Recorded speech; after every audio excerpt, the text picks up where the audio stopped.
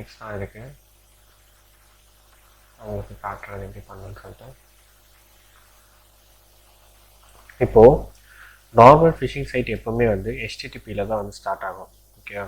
So HTTP and HTTPS difference இருக்குது. So இது வந்து என்கிரிப்டட் ப்ரோட்டோகால், இது வந்து பிளைன் டெக்ஸ்ட் ப்ரோட்டோகால். ஓகேவா? இதில் என்ன ட்ரான்ஸ்ஃபர் ஆனாலும் உங்களுக்கு பிளைனாக தான் போகும். ஸோ எப்போவுமே வந்து HTTPS மட்டும் ப்ரிஃபர் பண்ணுங்கள். HTTP வந்து கிளிக் பண்ணாதீங்க, ஓப்பனே பண்ணாதீங்க. இப்போ யாருமே வந்து HTTP யூஸ் பண்ணது கிடையாது.